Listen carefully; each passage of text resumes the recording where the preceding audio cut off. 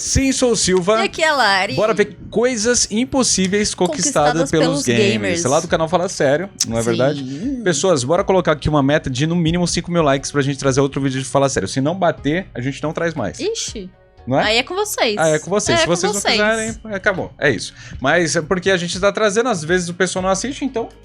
Pra gente saber que tem gente querendo. Se, por exemplo, esse vídeo tiver 20 mil views, cada um der um like. Não, se cada um der um like, já bate a meta. É isso. É só você deixar o like. 1, 2, 3 e... Play! Para muitos gamers, assistir aos créditos rolando no final de um jogo já é recompensa o suficiente. Mas saber que você foi capaz de salvar o belo dragão das garras da terrível princesa... é pura serotonina. No entanto, para outros, os jogos não são difíceis, estressantes ou grandes o bastante. Os jogadores de elite vão acima e além para criar os seus próprios desafios. Muitas vezes para provar que o impossível, na verdade, é possível. De zerar Super Mario sem pular, até construir um computador funcional dentro do Minecraft. Vem comigo dar uma olhada em jogadores que conquistaram coisas consideradas impossíveis. Ok, vamos lá. Uma carpa mágica. Uma das coisas mais legais dos jogos Pokémon é a mecânica de evolução. Com pontos de experiência o bastante, você pode transformar um frágil rabanete em uma flor poderosa, ou um pequeno carinha bombado em um grande cara bombadão. Enfim, em 2019, um jogador que atende pelo apelido de J-Rose11 decidiu que a evolução deixou o jogo muito fácil, e que ele iria vencer Pokémon Fire Red com uma Magikarp. Caraca! É isso mesmo, aquele Pokémon ridículo de fraco, cuja única redenção possível é evoluir para um poderoso Gyarados. Depois de substituir seu Pokémon inicial por um Magikarp de nível 1, utilizando um mod, J-Rose começou sua jornada árdua, que foi cheia de obstáculos desde o início. Para começar, a Magikarp sequer aprende um golpe de ataque até o nível 15. Isso significa que a única forma de causar dano é usando todas as 40 cargas de Splash. Um golpe inútil, que não faz nada. Acontece que quando o Pokémon consome todo o poder de combate, ele pode usar o Struggle, que causa um dano no oponente, mas também no jogador. Durante boa parte da campanha, J-Rose não teve escolha, a não ser contar com esse recurso. Isso foi particularmente árduo durante o começo da partida, porque se J-Rose fosse a um centro Pokémon para curar sua Magikarp, ele também iria restaurar todas as 40 cargas de Splash. E ele tinha que usar tudo de novo, antes de poder usar o Struggle. J-Rose já havia tentado o desafio antes, no jogo original Pokémon Red, mas infelizmente, ele percebeu que seria uma jornada impossível. Isso porque, no game original, o Struggle é um golpe do tipo normal, e por isso, não consegue causar dano nos Pokémon Fantasma. E infelizmente, J-Rose só descobriu que diversas das batalhas com Pokémon Fantasma dentro do jogo não podiam ser evitadas quando já era muito tarde. Já no remake, o Struggle não tem um tipo específico, ele dá um dano simples, e assim é capaz de atingir os fantasmas. Mas antes que você pense que isso deixou a campanha fácil, não se esqueça que J-Rose ainda tinha apenas um Pokémon horrível, quase sem qualquer golpe útil e cheio de fraquezas. J-Rose teve até que aprender sobre o funcionamento da mecânica de stealth do Pokémon, para poder evitar as batalhas mais difíceis. É isso mesmo, eu também não sabia que o jogo tinha uma mecânica de stealth. Mas por fim, apesar da diferença de nível absurda, a última batalha foi ridiculamente apertada. J-Rose mal conseguiu vencer o campeão do jogo no nível 99, com apenas 21 hit points restantes. Essa conquista com certeza está em outro nível. Mano, isso realmente foi um desafio, tá? Foi foda. Gostei. Existem duas mecânicas que aparecem em praticamente todos os jogos do Mario. Você pula e você coleta moedas. Bom, acontece que em 2018, a lenda dos games, chamada Game Champ 3000, decidiu que isso era fácil demais. E foi assim que ela começou sua jornada épica para completar Super Mario Odyssey, sem pular nenhuma vez. Mas ainda bem que no Odyssey existe uma maneira de contar seus pulos com muita precisão. Quando o jogo termina, você consegue conversar com a adorável Claudette, que pode lhe contar coisas bem interessantes sobre sua jogatina, inclusive quantas vezes você pulou. Sabendo dessa maneira confiável de registrar a sua performance, Game Champ pôde voltar a sua atenção para a partida em si. Ela se utilizou principalmente de movimentos extremos de parkour, como arremessar o chapéu, chamado Cappy, e usá-lo como um trampolim enquanto ele ainda está suspenso no ar. Embora isso possa parecer como um pulo normal, o movimento é muito difícil de executar, além de ser muito menos confiável, e o jogo não o considera como um pulo. Sempre que Game Champ conseguia lançar o Mario no ar, ela então tinha que executar alguns ball kicks e dive bombs para conseguir chegar em qualquer lugar. Depois de uma aventura incrível de free running, Game Champ finalmente venceu Mario Odyssey, apenas para descobrir que, aparentemente, ela tinha pulado 29 vezes. Apesar de essa ter sido uma descoberta bem dolorosa, Game Champ já havia passado por isso antes. Uma vez, ela conseguiu zerar Legend of Zelda, Breath of the Wild, sem escalar uma única vez. Então ela já estava acostumada com a ideia de batalhar contra as chances improváveis. Ela fez isso usando o ambiente, empilhando objetos com muito cuidado e utilizando rotas mais longas até chegar aos objetivos. Mas sempre que ela ficava de frente com uma montanha, ela precisava se mover lentamente de lado, com muito cuidado para parar a ação, sempre que Link estava prestes a entrar em sua animação de escalada. Eu não preciso nem dizer que depois dessa experiência, Game Champ já estava acostumada a encontrar soluções bem criativas. Então, voltando para o jogo do Mario, ela percebeu que devido a um problema de programação, Mario Odyssey contava a ação de falar com NPCs, como pular. Em teoria, isso acontece porque quando o jogador aperta o botão A para falar, o jogo marca a ação como se fosse um pulo, antes de abrir a caixa de diálogo, que cancela a animação de pular. Arrasada, ela começou uma segunda jornada solitária, sem falar com ninguém. Depois de acabar o jogo mais uma vez, Game Champ foi até a Toadette, que fez uma revelação de partir o coração. Aparentemente, ela tinha pulado uma única vez. Que foi agora que ele falou. O pior de tudo é que esse pulo era inevitável. Isso porque em uma cutscene do jogo, Mario acaba deitado no chão, e o único jeito de fazê-lo se levantar, adivinha só, é pulando. No entanto, depois de se recuperar da decepção, ela pensou em uma outra solução bem criativa, multiplayer. Mano, mas Nesse já deu pra entender que ela não pulou. Outro jogador pode controlar Cap, e uma das coisas que Cap pode fazer é cutucar o Mario, fazendo ele quicar no ar. E adivinha só, não desistiu. Quicar não é considerado como um pulo. Com os olhos cheios de lágrimas, Game Champ completou sua terceira e última campanha, provando que sim, é possível vencer o jogo sem pular. Dizem que depois disso, Mario nunca mais malhou as pernas na academia. O pessoal é muito focado. Um objetivo ambicioso. Mas ela já não tinha pulado. Minecraft é um jogo sandbox, onde os jogadores têm a missão de criar qualquer coisa com o que estiver disponível por aí. Eu tô me esforçando no modo hardcore, hein? Eu tô me esforçando muito no modo hardcore, não. Mano, a galera faz cada coisa Minecraft. E nós estamos planejando fazer aqueles 100 dias no Minecraft, lá no canal de games. Sim. Então vai ter aqueles vídeos de 100 dias, porque, mano, a gente acabou de zerar a campanha. Se você tá vendo isso aqui, talvez o vídeo ainda não foi postado, mas a gente zerou a campanha no modo normal. A gente quer fazer umas campanhas no modo hardcore, em collab com a galera, né? Jogando multiplayer. E vai ser um desafio. Cara, vai ser um desafio.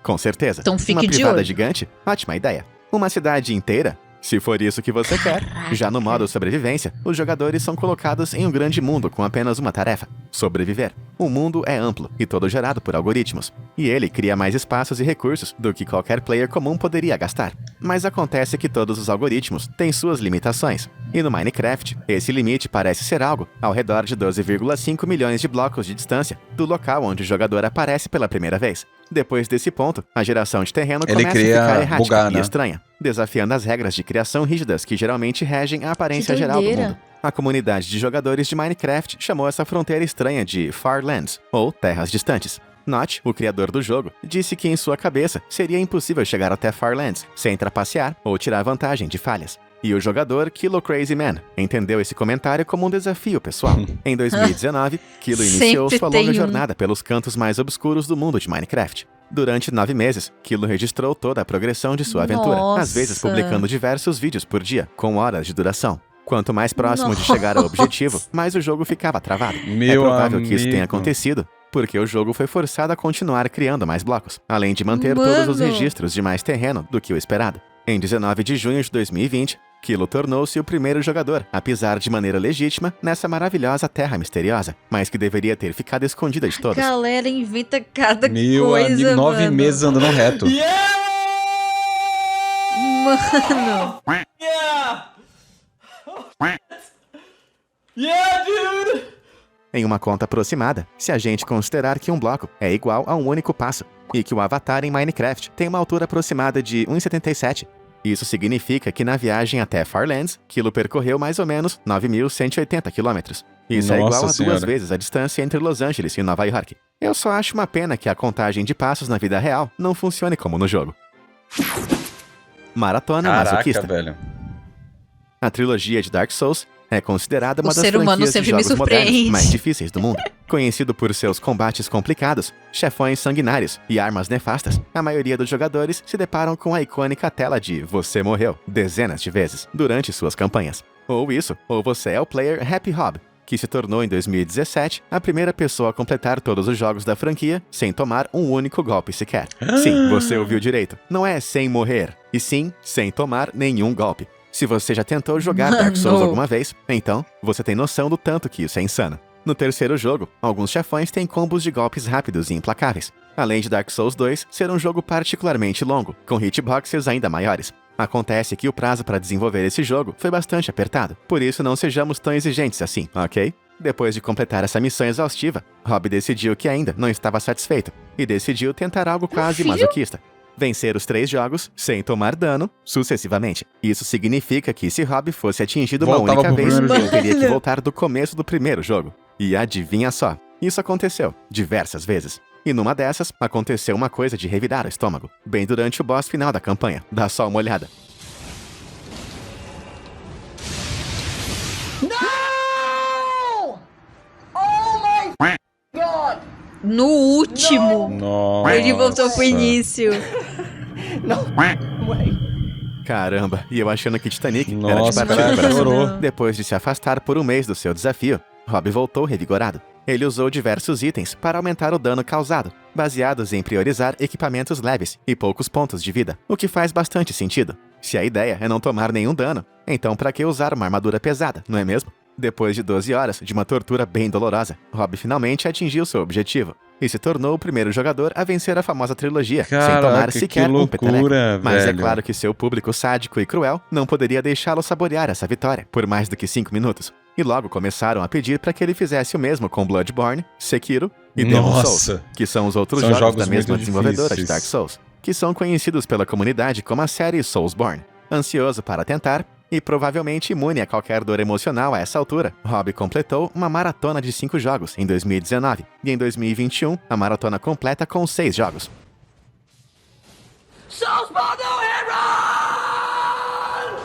Mano, essa galera tem, assim, uma... Eu sei que Elden Ring foi lançado como recentemente, fala, não é mas, insistência. galera, por favor, força de vontade. Força de vontade muito grande. Eu já teria desistido há muito tempo. Também. Uma maratona extrema. Speedrunning significa tentar vencer um jogo mais rápido possível. Mas se você perguntar aos jogadores lendários, Chrism e Valo 111, eles irão dizer que isso nem sempre é uma tarefa realmente rápida. Isso porque, durante a edição do Summer Games Done Quick de 2016, eles competiram um contra o outro, em um dos embates mais brutais de todo o mundo dos jogos, a 602 Run. Esse desafio consiste em coletar todas as estrelas em Mario 64, Sunshine, Galaxy e Galaxy 2, em sequência, conquistando um total de 602 estrelas. E luzinhas, eu acho. Mario Sunshine é meio esquisito. Mas enfim, como você pode imaginar, essa maratona é cruel e demora muitas horas para ser completada. Jogar 4 games um depois do outro já é difícil, mas esses são jogos do Mario. Parece que eles foram pensados para otimizar as mortes, com dezenas de manobras precisas e complicadas em cada um dos jogos, que são essenciais para se ter uma gameplay rápida, onde um único movimento errado pode te custar vários minutos. E para piorar as coisas, você ainda tem que fazer tudo isso sabendo que o outro jogador, que também é um ótimo player, está correndo contra você. O duelo fez o público roer as unhas. Meu Deus, que Christian difícil. permaneceu na frente durante quase toda a maratona, mas depois de 18 horas, ele começou a ficar mais lento devido ao cansaço. 18 então, o horas. Valu conseguiu tomar um fôlego e voltou a acelerar, reduzindo a distância de seu oponente. No final, os dois jogadores entraram na última fase de Mario Galaxy 2, praticamente ao mesmo tempo. Esse nível tem um nome bastante interessante, The Perfect Run, ou a Maratona Perfeita. E eu posso dizer por experiência própria que essa fase é muito difícil. Eu já conquistei todas as estrelas de Galaxy 2, exceto essa. Eu simplesmente não consegui. Essa fase contém algumas das plataformas mais perigosas já criadas pela Nintendo. E além de tudo isso, sua vida é reduzida para 1. Então, apenas um único erro e você está fora. Chrism e Valo, depois de mais de 21 horas sentados em suas cadeiras gamers, começaram o nível praticamente ao mesmo tempo. Ambos desviaram de bumerangues, saltaram nuvens e evitaram todos os lasers com perfeição. No final, Valu conseguiu vencer, mas por muito pouco. 5 segundos. É sério. Depois de 21 horas e 40 minutos de maratona, uma diferença de 5 segundos determinou Mas isso aqui é uma prova de resistência. Desde então, a maratona foi otimizada. E o jogador Odmi conseguiu um recorde de 19 horas e 57 minutos em 2020. Meu Deus, Ainda cara. assim, todo fã de Mario tem que tirar o chapéu para Chrism e Valu 111, pelo embate histórico de 2016. Que loucura. Essa maratona realmente foi muito alucinante. Você de novo, Zelda.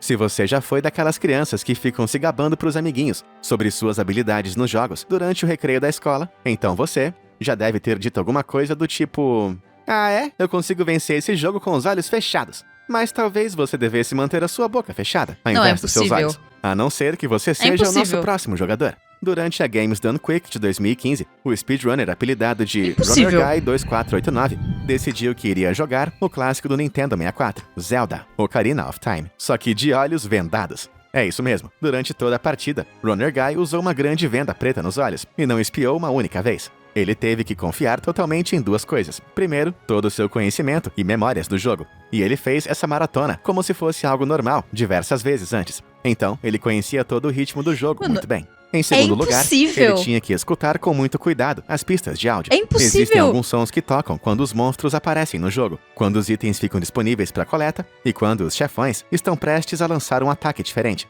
Usar backflips e caminhar na diagonal também eram recursos úteis, já que assim, Link se move sempre numa distância pré-determinada. Também é importante contar que durante o evento, Runner Guy não zerou o jogo inteiro. Na verdade, ele completou apenas as dungeons que ele podia fazer com o Link criança. Isso porque ele não teria tempo bastante para fazer uma partida inteira. Além disso, a organização do GDQ não estava, para ser sincero, muito confiante de que ele conseguiria fazer isso no tempo disponível. Desde então, no entanto, Runner Guy completou o jogo inteiro, vendado em seu canal do YouTube, e também inspirou outros gamers a fazer o mesmo. Em 2022, um jogador que atende pelo nome de Bubzia conseguiu zerar o jogo inteiro vendado em incríveis 35 minutos. Cara, se eu fosse o Ganondorf, eu iria me sentir muito humilhado. Mano, que loucura, velho. Conquistando Eve Rest. Eve Online é uma criatura massiva e estranha. Muito famoso por sua economia in-game, baseada em dinheiro de verdade, o jogo tem clubes noturnos virtuais que arrecadam centenas de milhares de dólares, além de espaçonaves virtuais que valem tanto quanto uma casa, e que viraram fumaça durante as batalhas espaciais intensas. No entanto, essa história não é sobre a economia de Eve, e sim sobre o seu tamanho. Como você pode imaginar, o jogo tem que ser grandioso para estimular os jogadores a gastarem seu dinheiro suado em coisas virtuais. E cara, Eve é massivo. O jogo conta com nada menos do que 66.856 planetas, dos quais mais de 44 mil não são gigantes gasosos. Isso quer dizer que você consegue pousar neles. Esses planetas estão espalhados em 8.031 sistemas, que os jogadores podem explorar ativamente. Isso é aquele jogo que vai gerando planetas diferentes? Essa é Katia Sai, uma peregrina do espaço virtual dos dias modernos. 2009. Viajando de um sistema para o outro, Katia tinha que navegar pelos problemas típicos que todos os jogadores de Eve têm que encarar. Gasto de combustível, manutenção de equipamentos e, é claro, outros players. Você lembra que eu acabei de dizer que centenas de milhares de dólares podem simplesmente irem para o espaço do nada? Pois bem, Katia completou toda a sua jornada, sem perder uma única espaçonave, levando em conta que mais de 750 naves são destruídas no jogo a cada hora. Esse foi um feito e tanto. Ao todo, a jornada de Katia durou uma década inteira para ser completada. Ela começou em 2009 e terminou apenas em 2019. Isso significa que a jornada testemunhou a mudança de 2 presidentes dos Estados Unidos. O nascimento, venda e queda do Vine, e todas as 7 temporadas de Game of Thrones. Sim, 7. Todas as 7. A gente não fala sobre a 8ª. Por seus esforços, Katia foi convidada para um planeta chamado Polaris, que é exclusivo para desenvolvedores do jogo, além de ter um monumento espacial in-game criado em sua homenagem, e de entrar para o livro Guinness dos recordes mundiais. E pensar que minha mãe sempre disse que eu nunca ia conseguir alcançar nada na vida se eu passasse o dia inteiro jogando videogame. Eu falei isso falando tostão furado.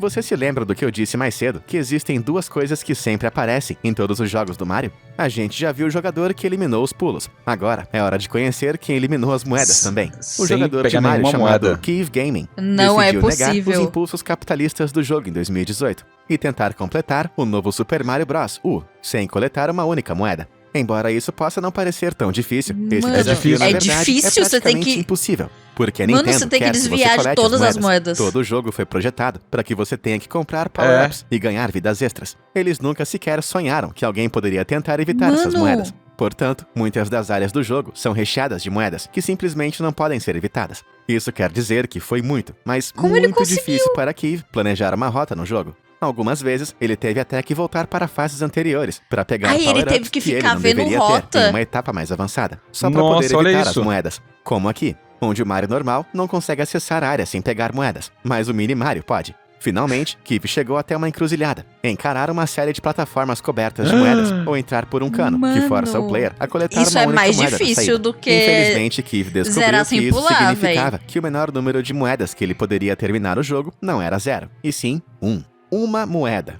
Isso é frustrante. Bom, Keeve ficou tão frustrado que ele voltou até as plataformas para ver se ele conseguia descobrir algum truque. Foi então que ele descobriu um velho truque, usado pelos speedrunners. Se você se aproximar de um cano, de um jeito bem específico pela lateral, é possível pular a animação onde Mario é puxado para dentro dele. Isso quer dizer que ele tinha que subir pela borda da parede, usando seu traje de esquilo, dar um impulso no momento exato, planar, e então entrar pela borda do cano. E no fim, ele conseguiu. Mario foi capaz de derrotar o Bowser, sem precisar cair em suas armadilhas capitalistas. Uma grande vitória, camarada Mario. Camarada Mario. Just Dance. Ser um jogador hardcore pode ser uma atividade arriscada para a saúde. Você pode sofrer uma lesão por esforço repetitivo, dor nos ombros, olhos secos, problemas na lombar e bumbum dormente, só para citar alguns. Mas e se eu dissesse para você que algumas maratonas de jogos representam sérias ameaças permanentes para a sua saúde? Bom, esse é o preço a se pagar. Se você quiser ser um dance maníaco, essa é Carrie Swideck. E ela atingiu um dos recordes mais fisicamente dolorosos já conquistados. Quantas horas ela ficou jogando? De Just Dance. Se você nunca ouviu falar, Just Dance é um jogo que usa dispositivos de detecção de movimento para rastrear e monitorar seus movimentos de dança na vida real. Isso significa que, ao contrário de muitas sessões de jogos mais convencionais, se você quiser ser um jogador profissional de Just Dance, você tem que ficar em pé e mexer o seu corpo durante muitas horas por vez. A primeira vez que Carrie chegou às manchetes foi em 2010. Quando ela quebrou diversos recordes jogando Just Dance Revolution por dolorosas 15 horas seguidas. No ano seguinte, ela quebrou seu próprio recorde em 1 hora. E 2 anos depois disso, ela aumentou seu próprio desafio a um nível insano. Jogar Dance Central por 24 horas seguidas. Eu não consigo ficar nem 24 horas acordado. A essa altura, eu tenho que dizer que nenhum profissional de saúde jamais iria recomendar uma pessoa a fazer essa atividade por um dia inteiro. Essa quantidade de exercícios pode levar a algo chamado de overtraining, o que pode causar dor extrema, fadiga e colapso do tecido muscular estriado, que pode causar danos permanentes ao seu corpo. Ainda assim, Carrie parecia não estar satisfeita com a quantidade de dor já causada em seu corpo. Em 2015, ela começou uma jornada impensável. Ela não queria apenas bater a sua meta anterior, e nem mesmo dobrar a meta. Ela chegou a quase 6 vezes o seu recorde. É isso mesmo, de 11 a 17 de julho, Carrie não fez nada além de dançar, com algumas pausas rápidas, eventualmente chegando à marca insana de 138 horas. Esse é o recorde mundial da maior maratona de um jogo de todos os tempos. Para ter uma comparação, isso é 100 horas a mais do que um recorde de uma maratona de Minecraft, um jogo que nem de longe causa tanto impacto no corpo do jogador. Desde esse feito monumental, tem Carrie gente doida pra tudo, né? Além disso, ela transmitiu todo esse feito ao vivo para ajudar uma obra de caridade. Esqueça Just Dance. Se eu tentar fazer isso, eu vou morrer de exaustão. Pra tudo. Não dá. Mania de controle. Todos os games têm uma coisa em comum. Desde o puzzle mais casual até o game de ação mais frenético. Todos os jogos usam algum tipo de controle. Para alguns jogadores, o desafio pode não vir apenas de vencer o jogo coletando todos os itens, ou sem tomar nenhum dano, mas apenas jogando com controles incomuns. Antes de continuar, uma perguntinha. Você se lembra do Donkey Konga? Eu aposto que não. Esse era um jogo rítmico da franquia Donkey Kong, que envolvia batucar melodias cover de sucessos dos anos 2000, em um par de bongos eletrônicos. E, bom, por falar em sucesso, esse é o gamer Benjamin Gwynn, usando esse conjunto ridículo de controles para vencer Ornstein e Small, em uma das brigas mais difíceis do Dark Souls original. Nossa!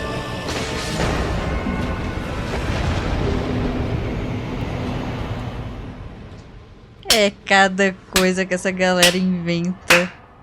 Nossa senhora. Wait a second. Wait a second.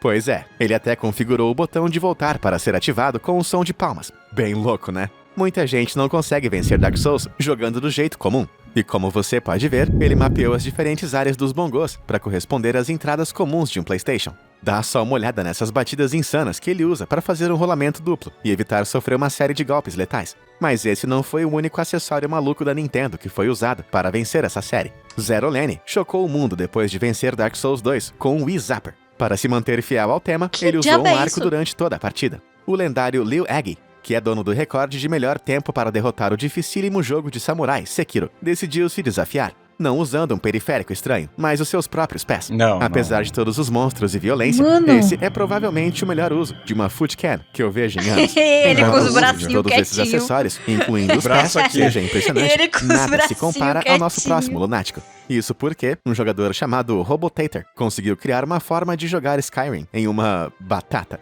Ou melhor, em uma coleção de batatas. Mas como? Bom, primeiro, o Robotator conectou fios em cada batata, usando garras de...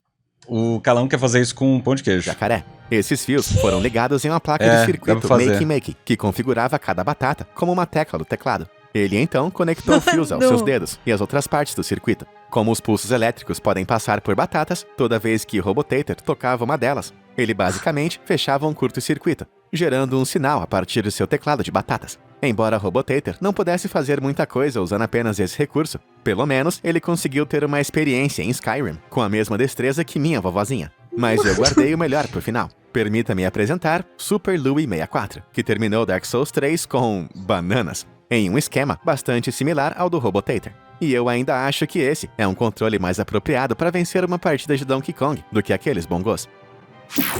Caraca, Minecraft velho. no Minecraft. Mano.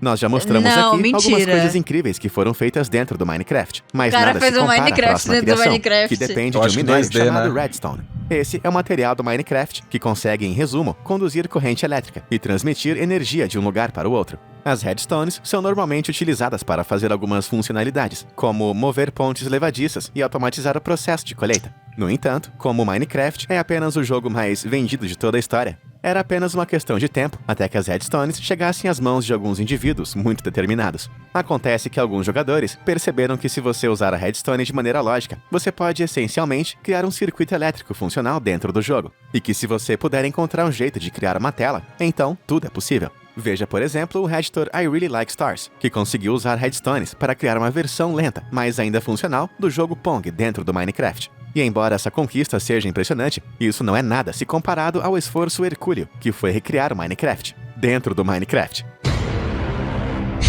É isso mesmo, você me ouviu direito. Usando Redstones ao máximo, os jogadores engenhosos chamados Sumiuri, Huerta e Stack Double Flow começaram os trabalhos. Essa criação gigantesca foi feita sem o uso de absolutamente nenhum mod ou hack, apenas Redstone. E como você pode ver, os componentes que eles usaram são uma reprodução dos componentes de um computador da vida real, incluindo o processador gráfico, a RAM e a unidade de memória. Os comandos de entrada são feitos via um enorme controle e projetado em uma tela ainda maior. Embora o jogo seja monocromático e rudimentar, ainda assim é o Minecraft, dentro do Minecraft. Esse simulador de Minecraft inclui um mundo completo em 3D simulado, 16 tipos de blocos, 32 itens, além de diversas mecânicas que são encontradas na versão completa do jogo. Apesar de todo o empenho e engenhosidade dos envolvidos, o Minecraft dentro do Minecraft demora alguns dias para renderizar um único frame do jogo. E é por isso que o intrépido time criou um servidor especial, que roda o jogo a uma velocidade 10.000 vezes maior do que o normal, fazendo com que a criação seja jogável. Quem sabe a gente possa viver tempo bastante para um dia ver o Minecraft rodando no Minecraft, dentro do Minecraft. Não, calma aí. E chegamos ao final da nossa lista de jogadores que fizeram... Mano, É isso, que pessoas. bagulho Só loucura, surreal. só curiosidades curiosas, porque a gente tem uma playlist chamada Curiosidades Curiosas. Sim. Clica aí e continua. E também tem nosso playlist de memes, né? Sim. Você vai ter a opção de continuar no nosso canal aí, se inscrevendo no canal, deixando um like no vídeo, Com fechou? certeza. É isso, eu fiquei muito entretido, principalmente no Minecraft. Eu no Minecraft. achei muito impressionante. Achei impressionante. Será que esse vídeo tá dentro do Minecraft? Até o próximo vídeo. Será que a gente vive no Minecraft? Tchau. Caraca, agora você me deixou preocupado.